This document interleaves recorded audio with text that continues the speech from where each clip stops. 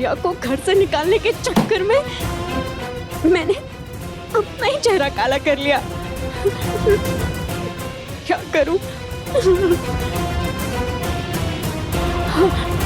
एक काम करती हूँ, अपनी रोज वाली क्रीम लगा लेती हूँ, अपनी वाली क्रीम लगा लेती हूँ।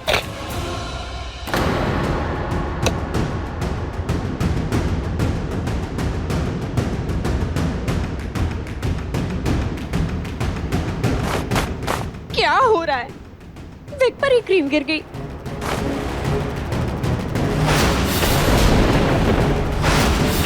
ये विग सफेद कैसे हो गई? इसका तो मेरे शरीर से कोई लेना देना नहीं है। तो फिर ये सफेद कैसे हो गई? हाँ, एक मिनट। हाँ।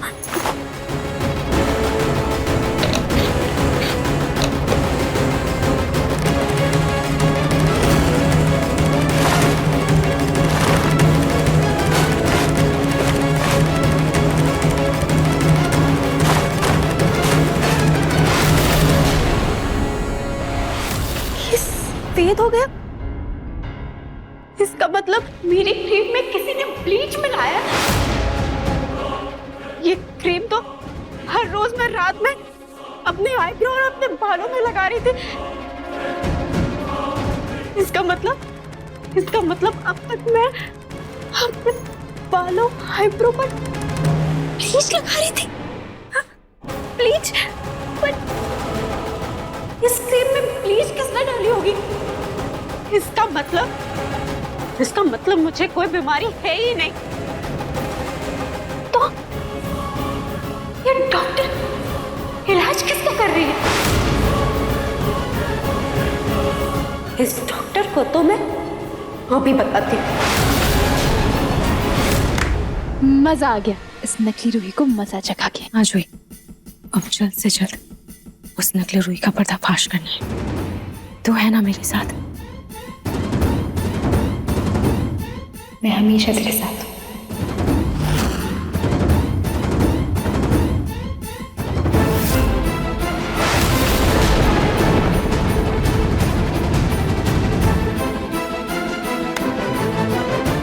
इस जूही चक्कर क्या है? इतना क्या दोस्ती निभाती रहती है डॉक्टर रिया के साथ?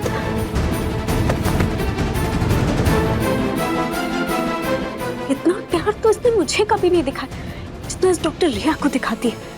ऐसा लगता है कि मैं नहीं, वो इसके नहीं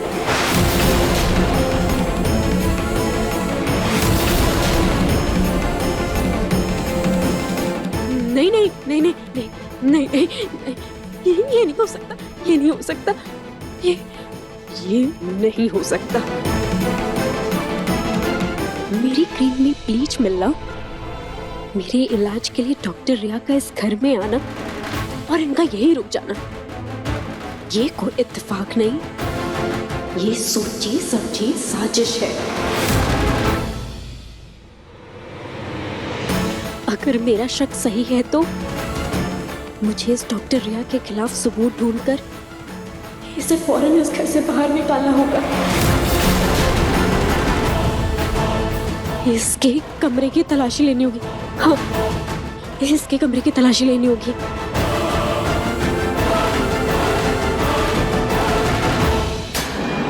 ये बुढ़िया डॉक्टर रिया के रूम में क्यों जा रही है?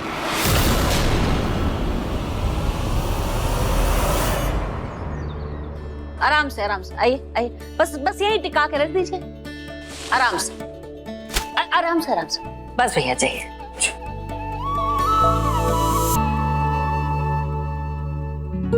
अरे वाह दादी जी, इतना सारा आटा, इतना सारा आलू, ये किस खुशी में? खुशी की तो बात है बेटा, कल बसंत पंचमी है। और मैंने सोचा है कल बसंत पंचमी के दिन माँ जी की आत्मा की शांति के लिए भोग का चढ़ावा चढ़ाऊंगी माँ को, ताकि उनकी आत्मा कभी भी ऐसे भटके नहीं, शांति से रहे। इसलिए पलक बहू, तुम्हें ये 10 किलो आलू की सब्जी बनानी है और ये जो आटा है इसकी 1001 पूड़ियाँ बनानी है भोग के लिए। मैं? हाँ। तो दादी जी क्या बात कर रही है? इतना सारा आटा, इतना सारा। दादी पलक इतना सारा काम अकेली कैसे कर पाएगी?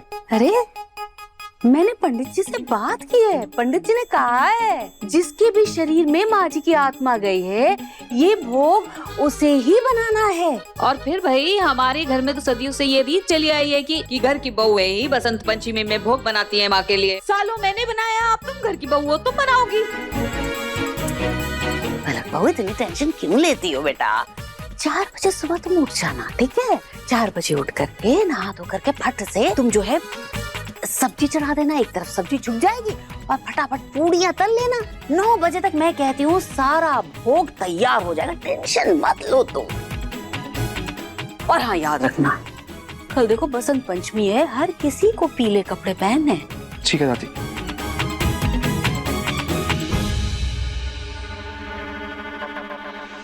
बड़ी दादी की आत्मा का नाटक खत्म करके मैंने अपने ही पैरों पे कुल्हाड़ी मार दी। मम्मी सही कहती है, ये दादी जी ना कभी सुधरने नहीं वाली।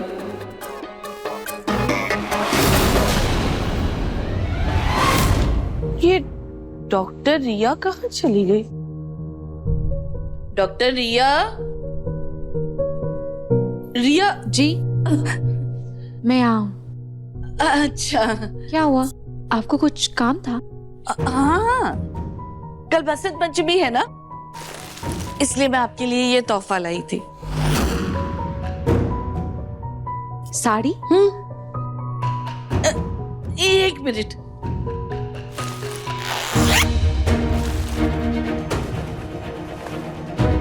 ये देखिए, ये लीजिए, ये नहार के माँ की साड़ी है। मिस्टर नहार की माँ की साड़ी? तो आंटी जी आप ये मुझे क्यों दे रही हैं? इस पर तो मिस्टर नहार की पत्नी का हक होना चाहिए, है ना? अरे आप हमारे घर की मेहमान हैं और मेहमान तो सबसे ज्यादा पूजनीय होते हैं ना। और फिर आप हमारी बहू नाहर की पत्नी के लिए इतना कुछ कर रही है, तो इसीलिए मैं आपके लिए ये तोहफा लाई हूँ। आप है ना कल बसंत पंचमी की पूजा में यही पहनना। हाँ जी ओके, थैंक यू आंटी। कल जब नहार डॉक्टर रिया को अपनी माँ की साड़ी में देखेगा तो एकदम मोहित हो जाएगा।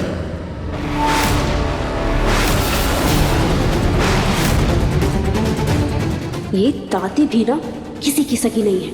एक बार इस डॉक्टर रिया का पर्दाफाश कर दूं, फिर इस दादी की अकल ठिकाने लगाऊंगी।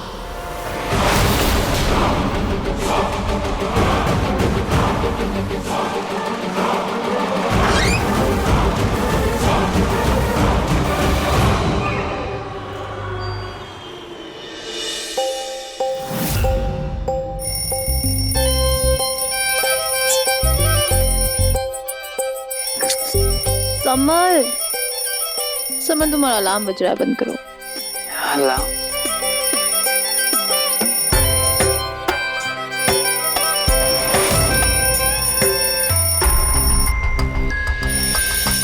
नहीं जो मेरा नहीं, तुम्हारा फोन बज रहा है।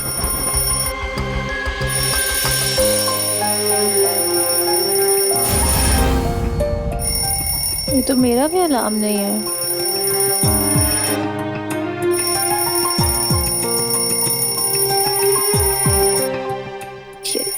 ये आवाज तो कमरे के बाहर से आ रही है।